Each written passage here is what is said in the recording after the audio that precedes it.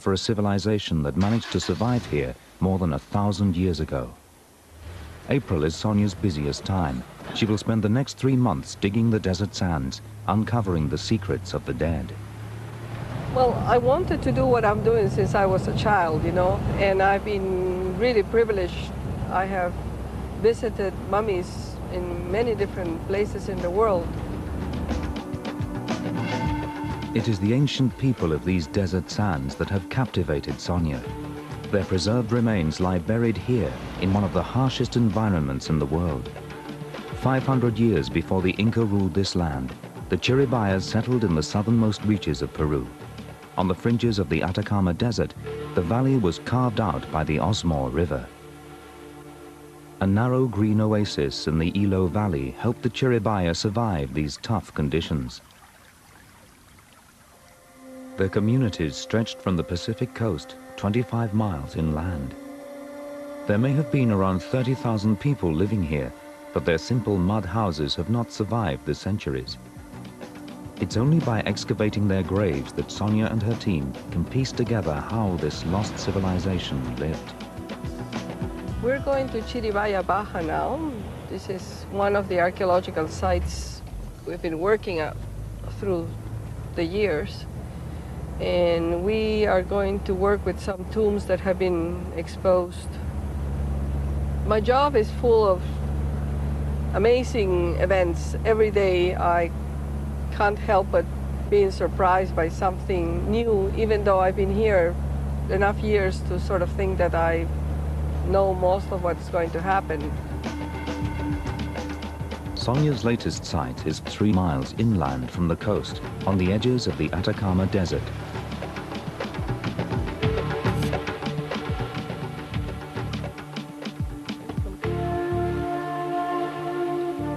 Here, a few feet away, lie hundreds of burial chambers hidden just beneath the surface. They're not elaborate, only simple pits in the sand. But this is the cemetery where we're working this season, and they've already reached the top of a large tomb, so this is going to be quite exciting. Sonia's team marks out small areas to work in. They know from past experience that they are likely to find at least a dozen tombs here. Sometimes graves are even stacked one on top of the other. These crowded cemeteries help prove there must have been a large population living here some 1,000 years ago. So far we've recovered over 300 burials, and we're still working at the site. The tombs are all that is left of the Chiribaya's world, which spanned 500 years. Sonia must use these finds to help her build up a picture of their lifestyle, and it's not just human remains that are providing an insight.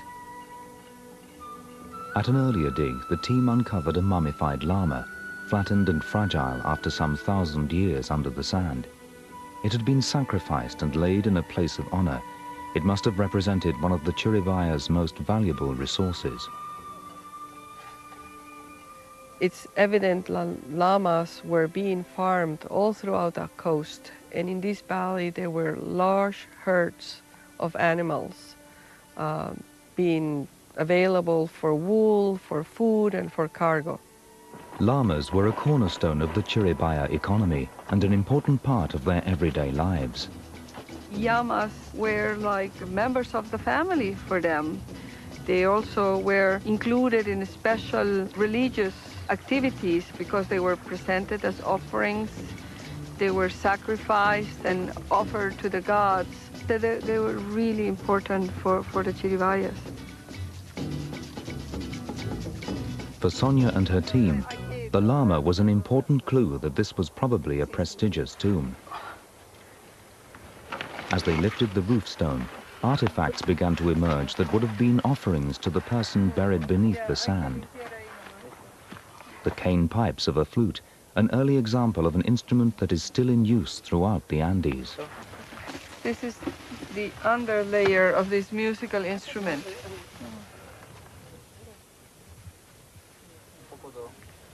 But by far the most elaborate offerings from the grave are spectacular ceramic pots.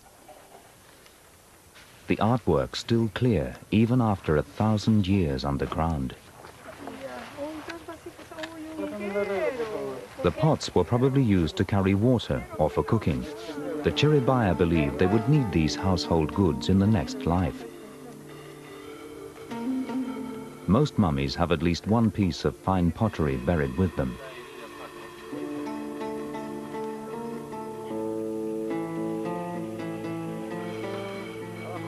Finally, at the bottom of the tomb is the body of a Chiribaya concealed in a dusty cloth. It seems this ancient civilization believed that preserving the body would allow the spirit to endure, so every effort was made to keep it intact for as long as possible. The Chiribaya may have realized that desert sand would help preserve their dead. Finding mummies here is connected to the fact that we are in one of the driest deserts in the world. But moreover, the soils are full of nitrates. These salts prevent decomposition because they don't allow bacteria to thrive. So bodies are dried before they can decompose.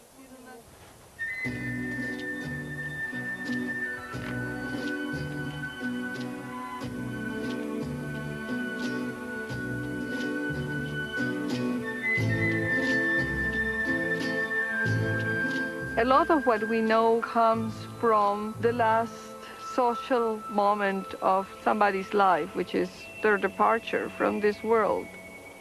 Funerals are also made for the living, not just for the dead person. What you're seeing in these cemeteries is human behavior. You can feel the sorrow that was around.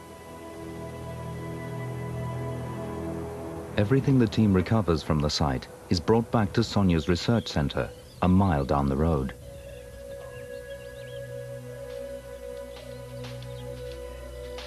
Known as Centro Malki, the center houses one of the most remarkable collections of ancient peoples in the Western Hemisphere. At present, over 500 mummies and the skeletal remains of 4,000 people are stored here. The technicians patiently clean away the dust and sand before the mummies are packed away for further study.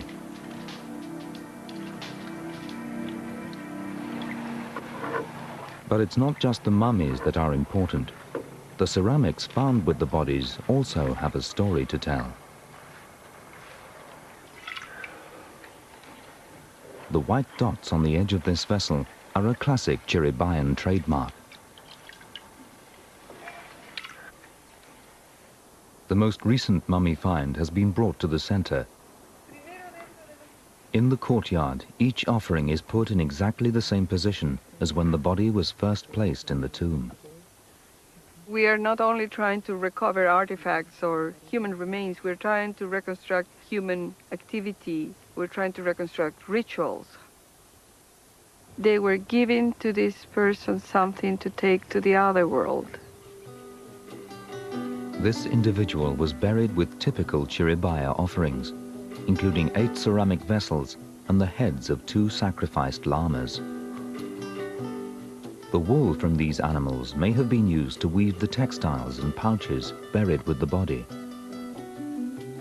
The Chiribaya not only had elaborate clothing, fantastic hats have also been found in some of the tombs, adorned with feathers from tropical birds that may have come from the Amazon rainforests more than 300 miles away.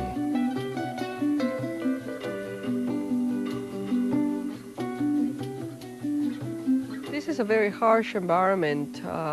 They were not only living and exploiting the resources around, but they were also full of color and art and music, which we can see from the relics of their life that we find when we excavate the cemeteries. And this harsh environment has also allowed this wonderful preservation of their art and culture. Offerings of food are also common in many burials. Though darkened and stale after 1,000 years underground, the food still looks remarkably fresh.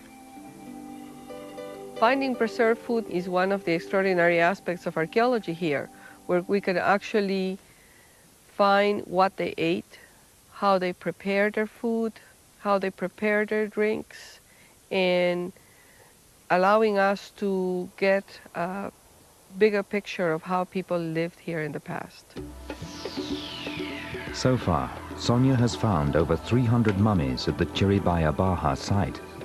But with the help of pioneering new technologies and the stunning discovery of a specially preserved body, more secrets of the desert mummies are about to be revealed.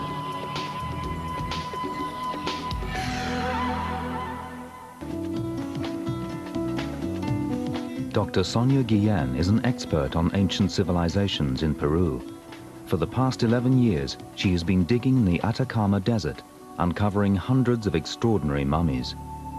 These human remains are helping the team uncover the secrets of the Chiribaya, who lived here more than 1,000 years ago. Their tombs are all that remain of this lost civilization. And now the team have discovered another Chiribayan body. This latest mummy appears to be an old man.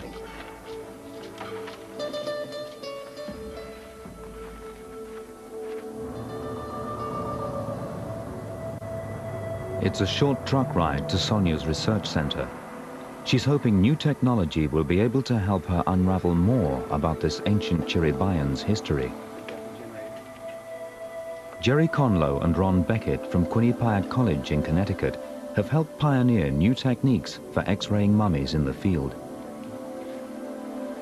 This direction, so it'll be a nice straight AP. The images they capture will allow the team to see what is beneath the mummy's wrappings. So now it's a matter of developing the film, keeping our fingers crossed. You got it? On your end?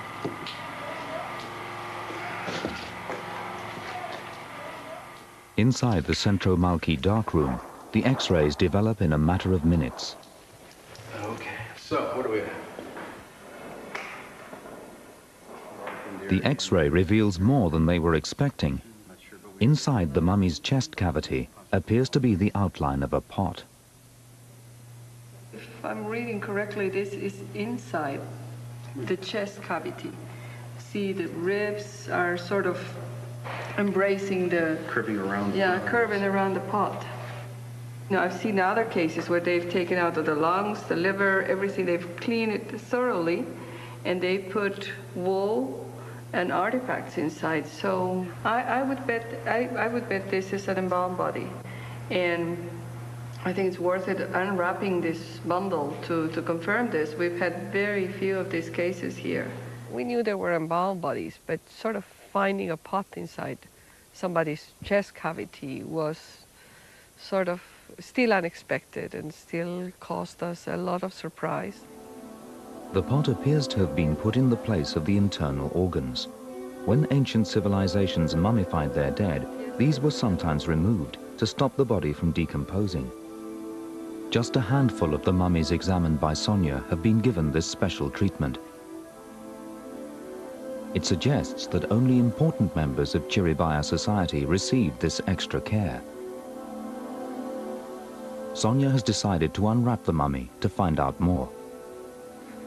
It's a difficult phase to figure out that there's some gray hair that have turned gold, just like mine. Unwrapping the mummy is an incredibly intricate process.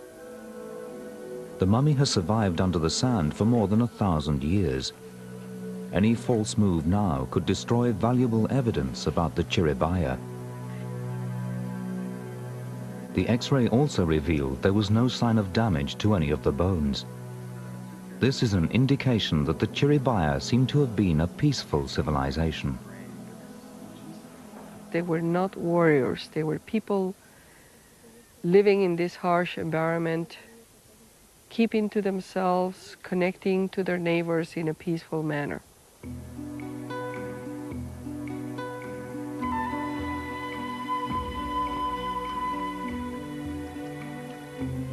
When the Chiribaya lived here, somewhere between 900 and 1350 AD, this valley would have looked quite different.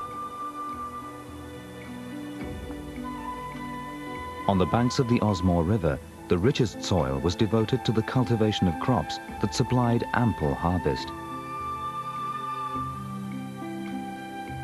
Here they also buried their loved ones in cemeteries close to their homes.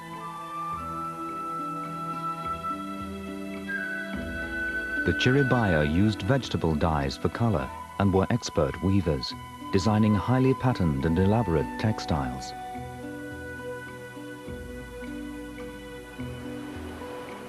A few miles from the Chiribaya's main settlements is the Pacific Ocean. They would fish here to complement the crops they grew in their desert oasis. The Chiribaya used log rafts to get out to sea and stretched hand-woven nets along the coastline. From the shore, they hauled in whatever catch the sea had to offer. In this way, the Chiribaya maximized every resource available to them in this marginal land. 1,000 years later, Sonia turns to techniques from the 21st century to find out more about the burial practices of this ancient civilization. A tiny camera, an endoscope, is about to be placed inside the mummy to see if it can pinpoint a pot that is inside the chest and reveal if there is anything inside. Oh, that's so much better. That's all you feel? Okay. Oh. Can you see something? The camera can travel easily through the inside of the body. Soon pictures of the stomach cavity emerge. I mean, we could look around outside, and obviously that's out. At least you could view some of the packing fibers. The camera reveals the stuffing of llama wool that was packed inside the stomach cavity to stop decomposition. The swirling particles on the screen are fragments of dry skin and bits of wool stirred up by the tiny camera. You are inside the abdominal cavity. No organs, no intestines. But through this entrance, the camera can't get close enough to see what, if anything, is inside the pot. They try another opening for the camera where the skin has separated from the mummy's collarbone. This time they find what they're looking for. In the center of the screen, the rounded mouth of a small gray ceramic pot comes into view. Down here, see? See that circular part? That's the edge of the pot right there. Let's go down there. At last, the camera gets close enough to the pot to show the team what's inside. There. Coca leaves, sort of coca inside and outside. Yeah, there's a forest of leaves here. Oh, wonderful. This is Great. You know, coca being a sacred plant and really important part of Andean rituals, you know, it's really not surprising to find it inside the body. Coca leaves were used as offerings to the gods and still have spiritual connections in Peru today. The camera has helped the team to understand how the old man's body was prepared for the afterlife. Through an incision in the abdomen, the embalmers removed all of the internal organs. They inserted a pot full of coca leaves into the empty cavity inside the ribcage and packed the remaining space with wads of llama wool, closing the incision with stitches. He probably was 60, 70 years old. He must have been very important for other people as they put so much effort and so much time on making sure that he could still be part of their lives after he was gone. The coca leaves are still of use to Sonia today. It's possible to find out when the old man was alive by dating the leaves that were buried with him. Now we have techniques that can work with very little material. The most effective technique for assessing the age of ancient organic material is radiocarbon dating. But the equipment needed is not available at Sonia's research lab, so she must head for Boston, Massachusetts. At the Geochron lab, the coca leaves are thoroughly dehydrated and packed into a quartz tube. The goal is to extract pure carbon-14, a radioactive element. plants and all other living organisms continue to take in carbon-14 until they die. At that point, the radioactive carbon begins to break down at a constant rate. By measuring the amount of carbon-14 left in the coca leaves, it's possible to calculate how long ago they died. So for the coca leaves,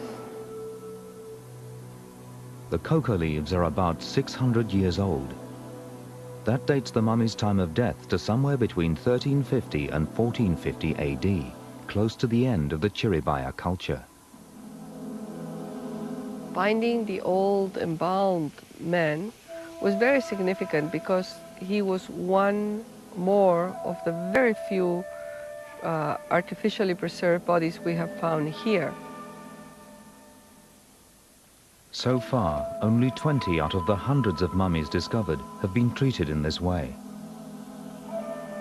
If these people were the elite of the Chiribayan society, it suggests a small ruling class. The Chiribaya were very much different to other Andean groups, especially the Incas.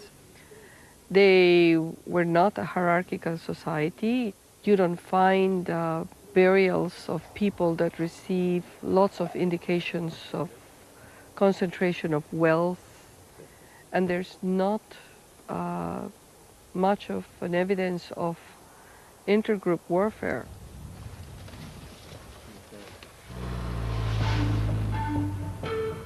The hope is that Sonia will find mummies that date from all phases of the Chiribaya's history, and a more detailed picture about how their culture evolved will begin to emerge. There's something we can learn from these people, that 1,000 years ago, from this very tiny oasis, could get enough resources not only to survive, but to live peacefully and surrounded by color, by art, by music, by love.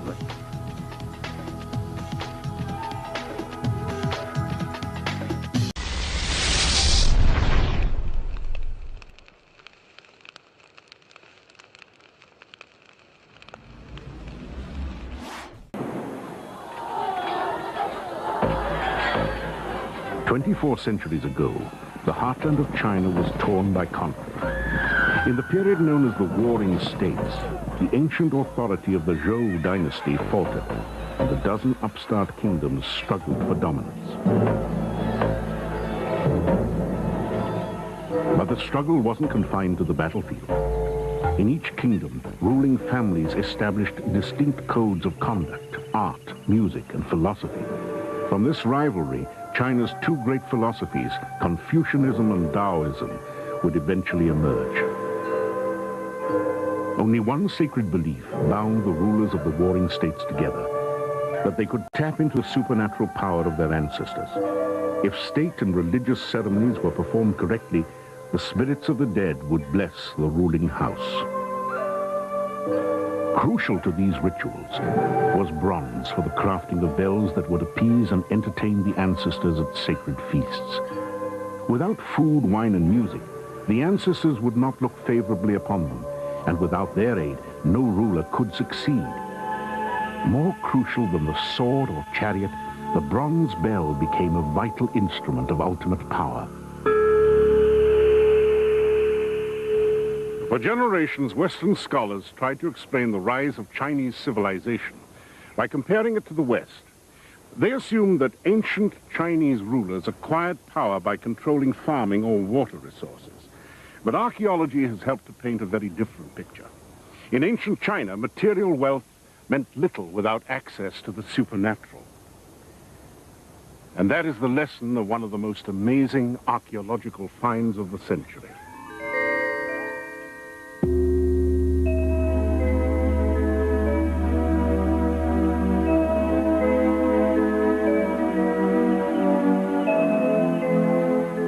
In 1977, a nondescript hill in the province of Hubei in central China was about to make history. A detachment of the People's Liberation Army was ordered to level the hill to make way for a factory. They hit on a strange layer of gray soil, which they reported to local authorities. Then a few months later, they struck large stone slabs, which turned out to be the lining of a massive burial pit 70 feet across. Archaeologists moved in. Digging down through the protective layers of soil and clay, the team finally reached a series of massive timbers.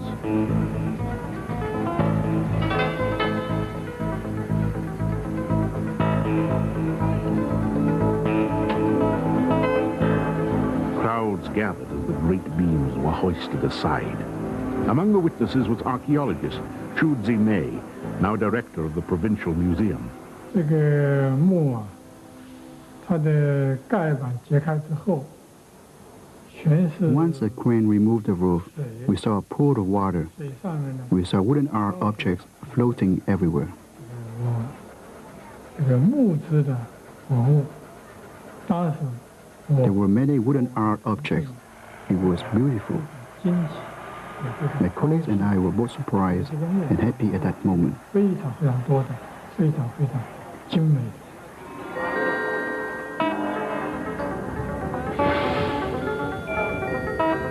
They had uncovered the tomb of a ruler buried with 7,000 of his possessions.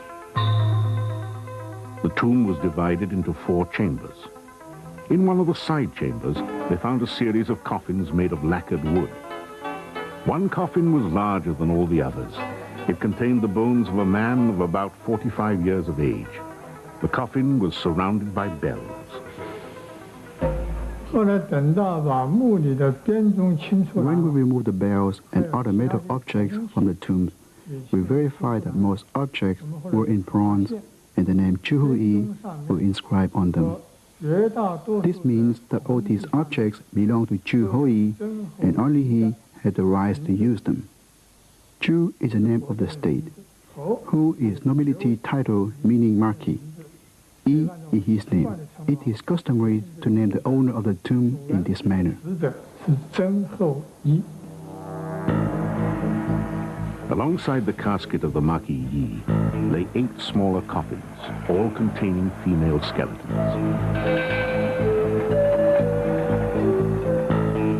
In another side chamber, 13 more emerged, again all females. These 21 women were probably concubines or attendants, sacrificed to accompany their master to the next world, a practice widely documented in Bronze Age China.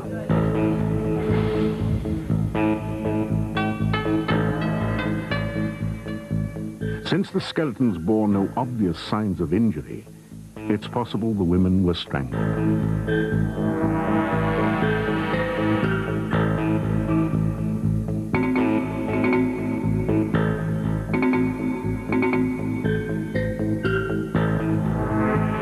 The third of the small chambers concealed layers of chariot fittings, armor, and weapons of war. But it was the main chamber that concealed the biggest surprise of all. An orchestra of more than 20 instruments in bronze, stone, and bamboo, mostly underwater. Zithers, flutes, and many other objects made of lacquered wood were either waterlogged or half rotten. Their delicate state demanded special care.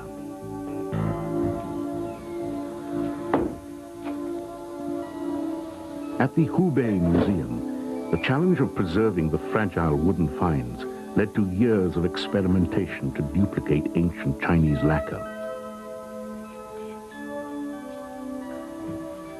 The objects were originally carved from soft, smooth woods coated with layers of paste and thin cloth.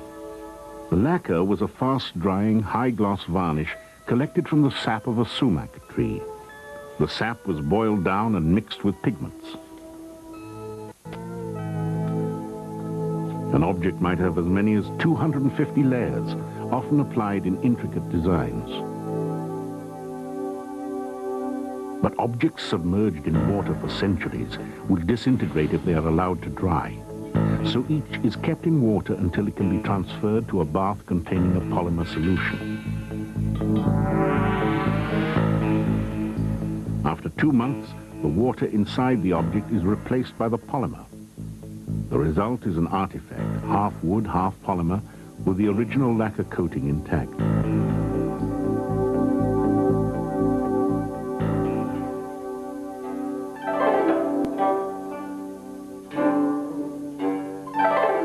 first instruments to emerge from the lab was a set of panpipes covered in intricate design.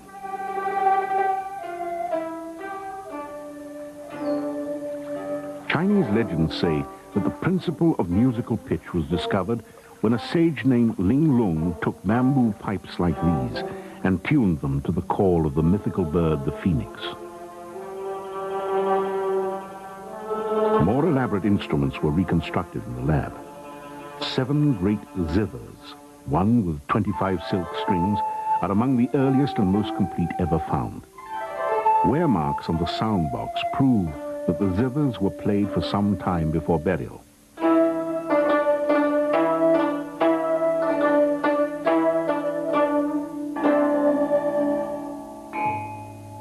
There were drums, 4 mouth organs made from gourds, and a set of 32 carefully tuned stone chimes, each carved from grey limestone, suspended from a bronze rack, here played on a replica of the original.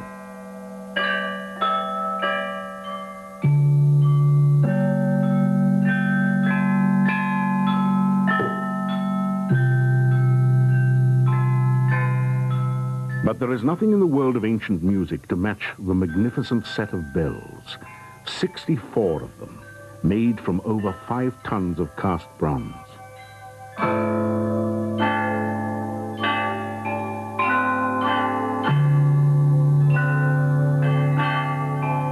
An inscription on a separate bell records that the set was given to Maki Yi, master of the warring state of Zheng. The date is 433 BC.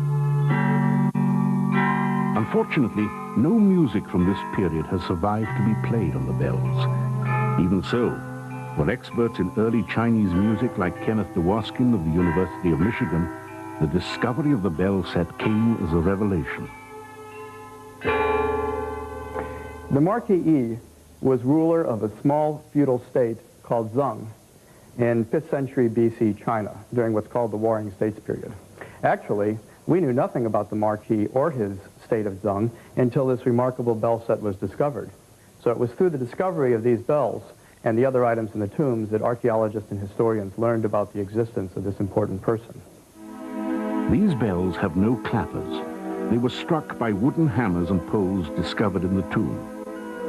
Every bell has a unique feature that took music historians completely by surprise.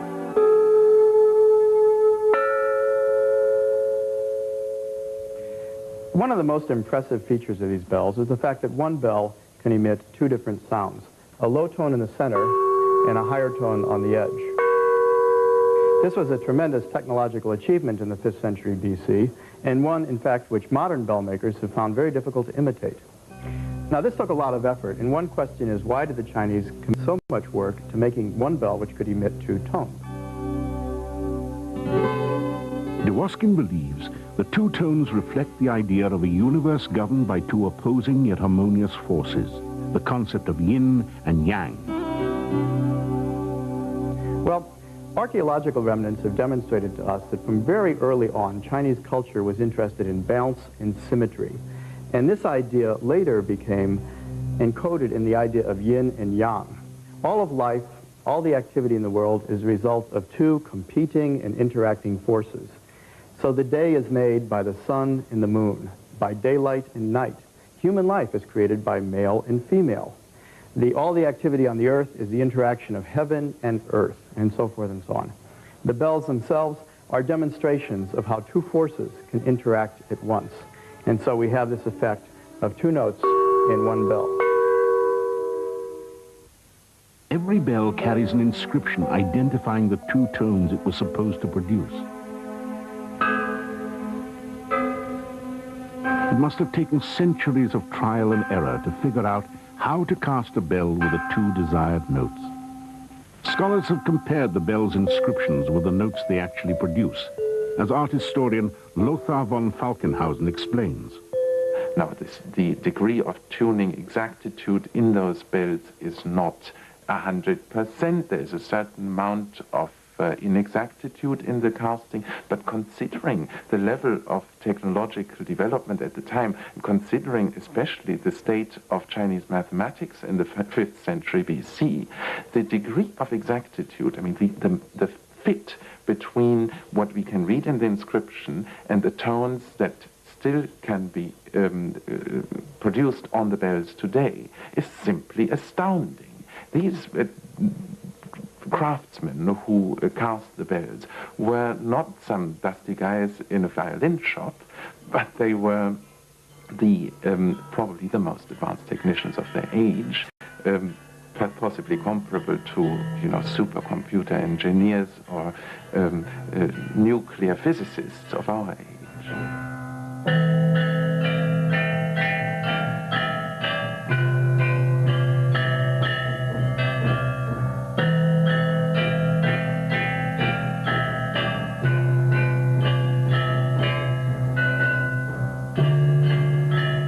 It took 5,000 pounds of bronze to make the bell set, vastly outweighing the amount invested in the Marquis's weapons, armor, and chariot fittings. His military equipment was stored in a side room, but the orchestra was the centerpiece of the burial. It filled the entire central chamber of the tomb. Music was a way of making people move in harmony without any visible forces of coercion. In other words, without laws and without police, when people danced, they all moved together. And that became in early China a very important metaphor for ideal social harmony. Even the famous Chinese philosopher and teacher Confucius danced with his disciples every day as a way of communicating to them what he thought the ideal society should be like.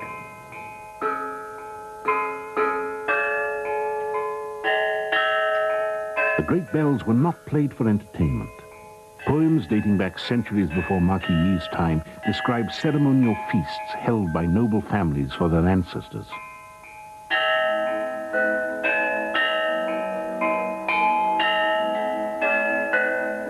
Bells and drums sound magnificently. Musical stones and flutes chime in. The dead kings send down their blessings that are abundant. They are drunk. They are full. Blessings and happiness come again and again. Because the bells, through their powerful music, are able to reach across the divide and speak to the ancestors. The Marquis's ancestors were dead, but they were not gone. They remained very important. They could punish him. They could reward him. They could help him maintain his power. They could take it away. He had to demonstrate his gratitude to them, because not only did they give him his body and his life, but they gave him his fiefdom.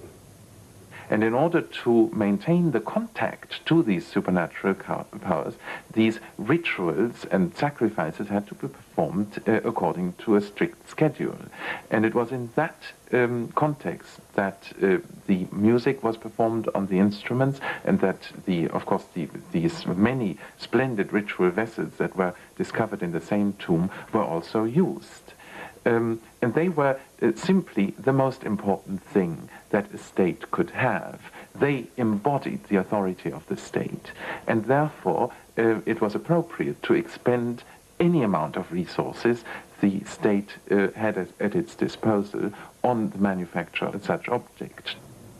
If the Marquis wanted to have a set of bells like this, he didn't go to the bell store and buy them. He had to make them. And what did making bells really mean? It meant that the ore diggers, the miners who dug the copper and the tin and the lead out of the ground had to be under his control. The smelters who made the ingots, the transportation of the ingots to his city, the casters, the technicians, the bell designers, the musicians, the acoustical experts, the people who made the bells all had to be under his control.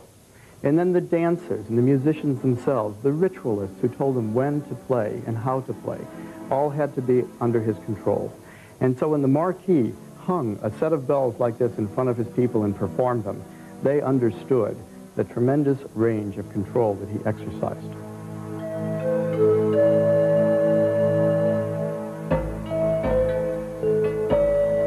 Ritual feasts were critical to maintaining the power of rulers. And because so many resources were lavished on the bells, the instruments themselves became powerful symbols of authority. It took 5,000 pounds of bronze to make this chime set. That much bronze must have represented a great deal of the material wealth of the small state of Zheng. Burying this with the marquee was a little bit like taking all of the gold in Fort Knox and putting it in the tomb of the American president. Why would so much wealth be put in the tomb? Well, probably it was the Marquis's wish to have this bell buried with him. And since the Marquis, like his own ancestors, would be dead but not gone, he could continue to exercise power over his descendants, and they would pretty much have to observe his wishes. What was his vision of life after death that made him interested in having the bells? Well, we don't know everything about life after death in early Chinese view, but we do know that the idea of what happened in the tomb was not so different from life on Earth. People needed to eat. People could still enjoy the pleasures of music and other pleasures of that sort. So the bells were there, lights were there. Very often one finds lamps. And of course the Marquis had 21 young girls who we might assume were dancers or possibly even his consorts buried with him in the tomb. The inscriptions on the bells reveal another surprising fact. Each of the rival warring states had its own special musical language. The inscriptions provided a guide for the musicians so that if the ruler of another state paid a visit, they could play in a style appropriate to the identity of their visitors. Rivalries between the states were fought out in a kind of ceremonial war of music. Now, already in feudal China, the texts talk about some rulers being cultural rulers and some rulers being military rulers. It's evident from the amount of wealth and resources that the Marquis invested in his music that he belonged to the class of cultural rulers.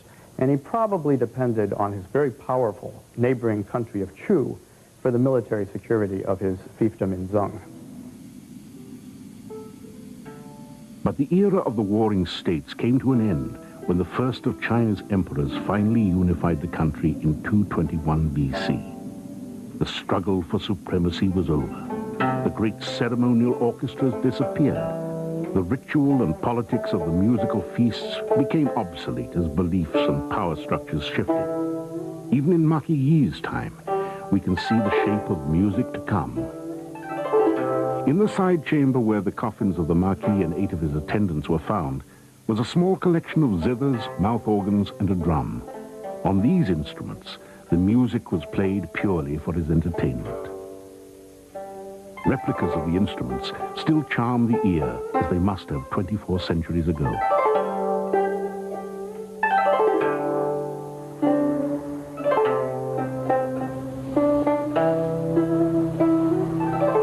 As the 4th gave way to the 3rd century BC, the great bell orchestras were replaced by small, informal instrumental groups. Music lost much of its political and religious function and became entertainment for the nobility.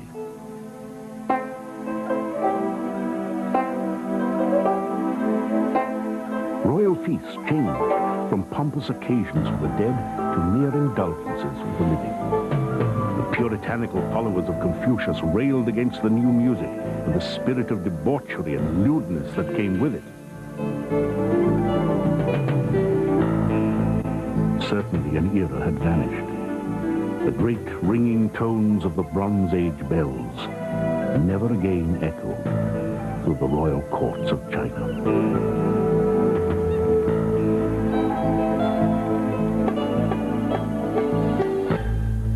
Confucius and his followers lamented the passing of the old ways. But a poem from Marquis Yi's time reveals that not every feast was a solemn affair for communing with the dead. Pipes and zithers rise in wild harmonies. The sounding drums thunderously roll. The lovely women are drunk with wine. Their faces are flushed with amorous glances and flirting looks. Their eyes like wavelets sparkle. Dressed in embroideries, clad in finest silks, splendid but not showy. Their long hair, falling from high chignon, hangs low in lovely tresses. Hat strings and fastenings become untied. The revel turns. Been around 30,000 people living here, but their simple mud houses have not survived the centuries. It's only by excavating their graves that Sonia and her team can piece together how this lost civilization lived. We're going to Chiribaya Baja now. This is one of the archaeological sites we've been working at through the years. And we are going to work with some tombs that have been exposed. My job is full of amazing events. Every day I can't help but being surprised by something new, even though I've been here enough years to sort of think that I know most of what's going to happen. Sonia's latest site is 3 miles inland from the coast, on the edges of the Atacama Desert.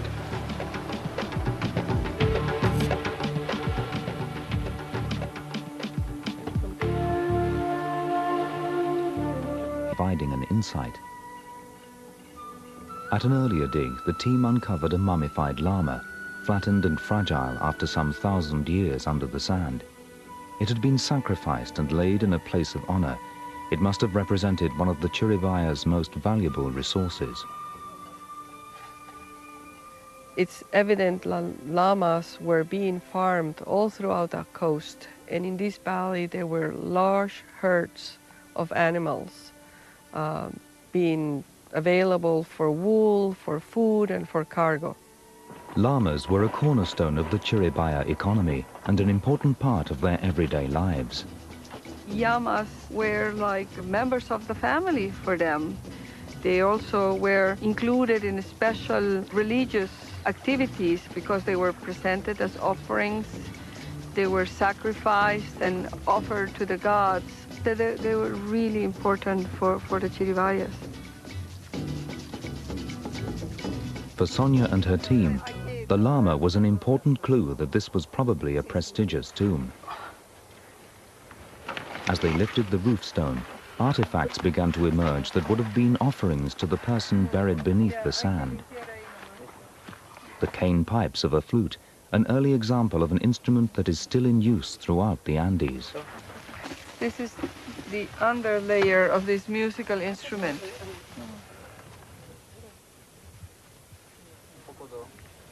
But by far the most elaborate offerings from the grave are spectacular ceramic pots. The artwork still clear, even after 1,000 years underground.